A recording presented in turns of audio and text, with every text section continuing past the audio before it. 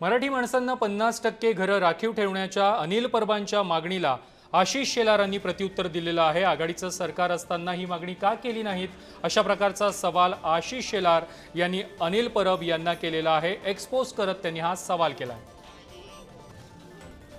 आशिष शेलार यांनी एक्सपोज नेमकी काय केली आहे तेही पाहूयात। आघाडीचं सरकार असताना तब्बल 50% प्रीमियम बिल्डरना माफ केलं, तेव्हा का नाही सांगितलेत की मराठी माणसाला 50% घरे राखीव ठेवा।